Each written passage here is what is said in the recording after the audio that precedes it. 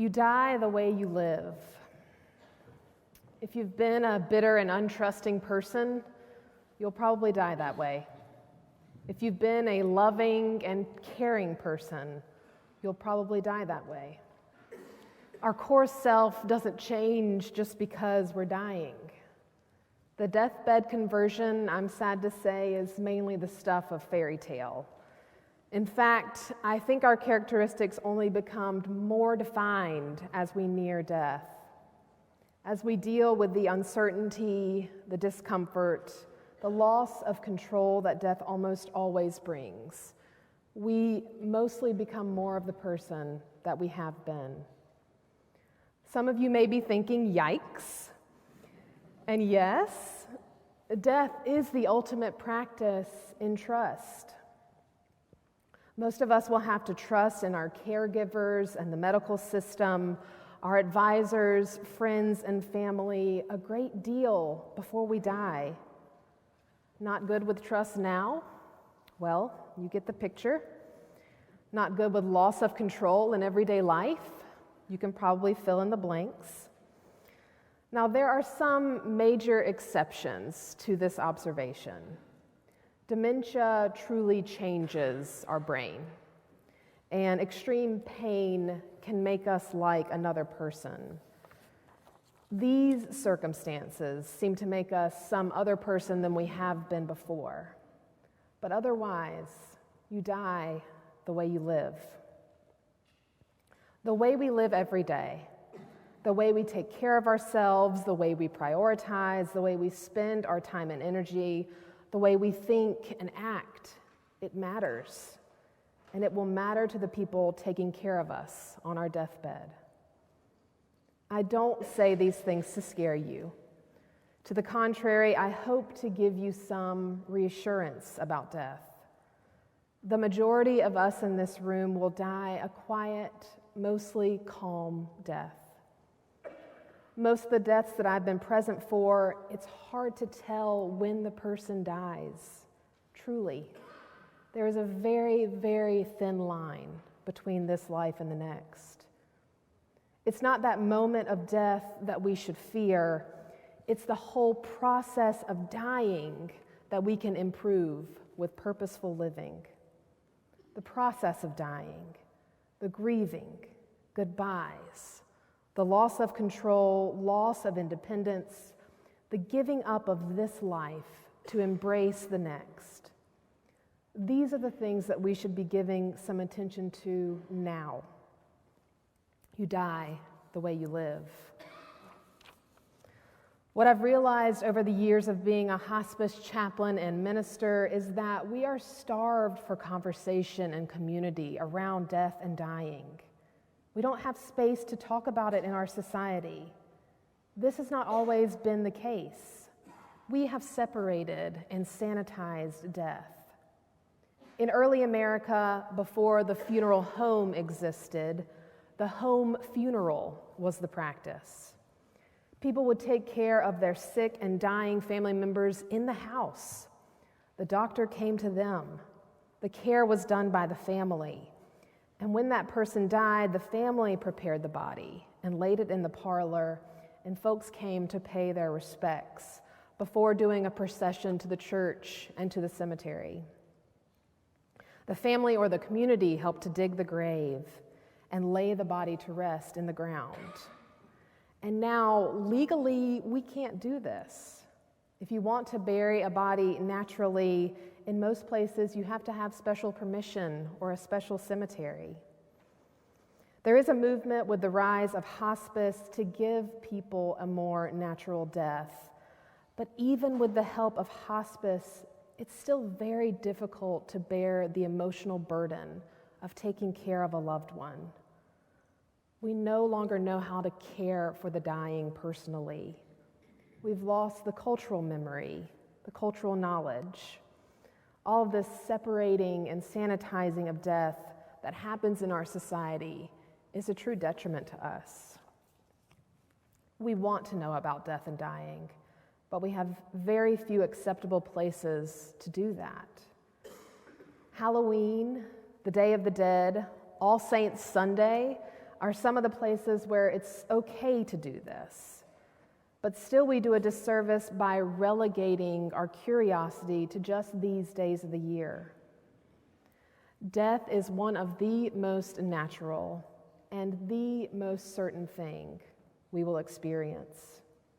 We will all die. And we need space to wonder and ask questions and, dare I say, have community around death. So prepare a living will, a legal will. Talk to your family or loved ones about the kinds of treatment you want in the hospital. If you'd like to go home with hospice, talk about joining a retirement community or a memory care community. Go tour these places, make improvements around the house, talk to the funeral home, talk to your minister. Do these things to better prepare for aging and dying. Because we fear what we do not know. We do not know death anymore because we don't see it. Therefore, we fear it. And we certainly don't plan well for things that we don't talk about. So do these things to prepare, and then let this new friend that you found in death be a guide for your living. There's a great quote from Henry Nouwen that goes like this. Am I afraid to die? I am every time I let myself be seduced by the noisy voices of my world, telling me that my little life is all I have, and advising me to cling to it with all my might. But when I let these voices move to the background of my life and listen to that small, soft voice calling me the beloved, I know that there is nothing to fear, that dying is the greatest act of love, the act that leads me into the eternal embrace of my God, whose love is everlasting. It is in connecting our little life to something bigger that we transform our reality. In our Bible story today, the voice of Satan is the voice of the world, telling Jesus to cling to his little life with all his might. Jesus is hungry after fasting, and Satan tempts him with food. Jesus is lowly by societal standards, and Satan tempts him with dominion and kingdoms. Jesus is human, and Satan tempts him with immortality. Satan says to Jesus, "Your little life is what matters most." Satan here personifies what our culture tempts us with. This little life is all we have, so what can we gain for ourselves? But Jesus sees life differently.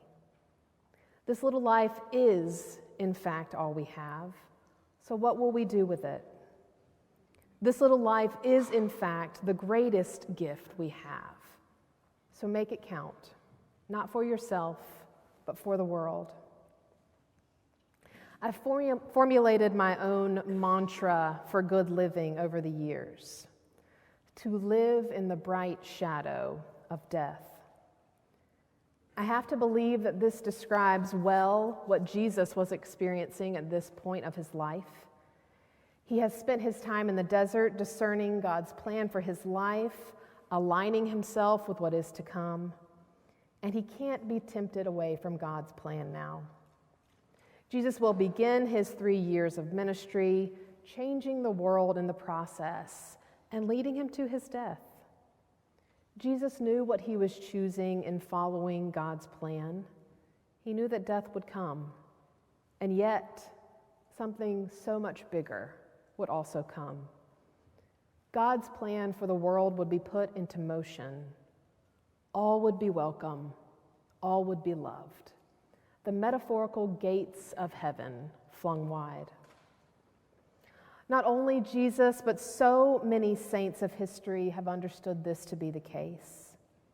The saints throughout time are folks who have taken great risk, dared to be different from society because they connected their life to a bigger purpose.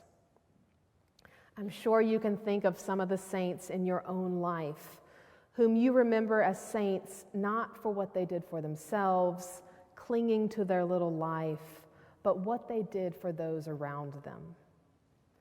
Death for these people is just an impetus to live better, to do good with the time we have, to challenge power and injustice, to stand up to the powers that be with the time that we have. To live in the bright shadow of death, we have to have death in view, but also have death in perspective. We live each day knowing that we will die. We don't know when, but we know that there is an end to this life that we have on earth, a finite amount of time and energy. To live with death in perspective doesn't mean letting death loom large as a menacing presence in our lives. It means to make friends with death, to make death a conversationalist in our life, someone that we speak to and that speaks to us. The machine of culture and society does not want us to converse with death, to make friends with death. Instead, the machine wants us to continue to produce and consume, to lay up treasures for ourselves at the expense of others. The machine tells us that this little life is all we have, that we should cling to it with all our might. All that matters is what we do for ourselves. The machine makes us waste our time and energy on the trivial things that don't really matter. And this couldn't be further from God's plan.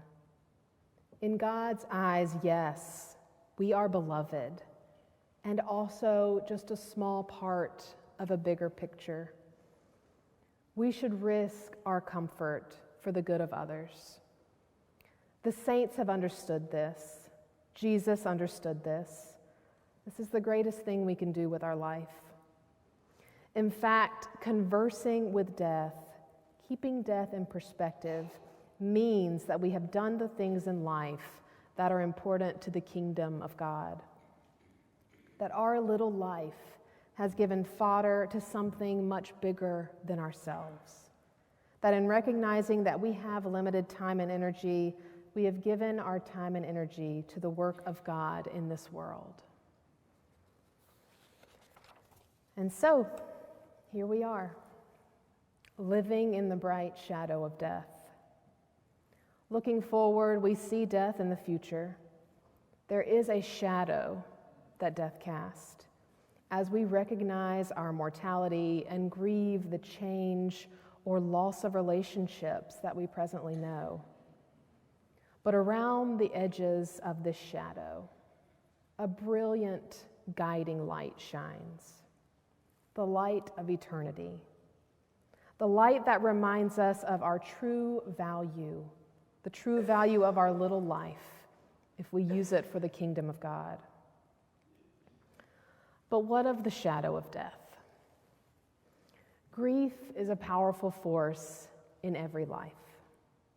We grieve many things and many relationships over our lifetime. And grief is difficult. Grief is the shadow. It's the thing that darkens our connection to God and others.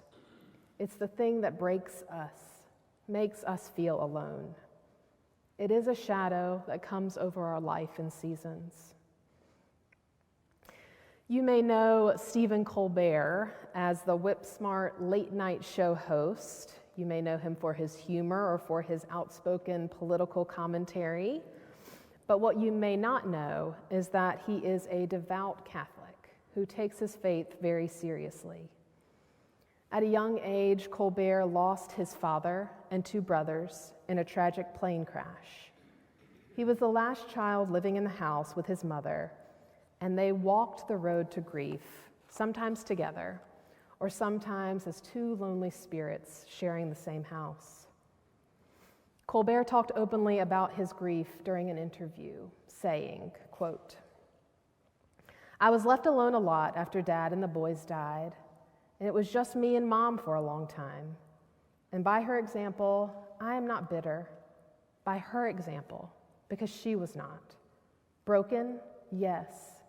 Bitter? No. Maybe she had to be that for me. Even in those days of unremitting grief, she drew on her faith. She knew that the only way to not be swallowed by sorrow, to in fact recognize that our sorrow is inseparable from our joy, is to always understand our suffering, to understand ourselves in the light of eternity. My mother used to say that during hardships in your life, try to look at that moment in the light of eternity, to see it the way God might see it. And so, with the help of Lorna, Stephen Colbert's mother, when you're not performing well at work, see it in the light of eternity. When you've made a bad grade at school, see it in the light of eternity. When a friendship ends, see it in the light of eternity. When you are misunderstood, see it in the light of eternity. When you are overcome by your to-do list, see it in the light of eternity. When you've received an incurable diagnosis, see it in the light of eternity.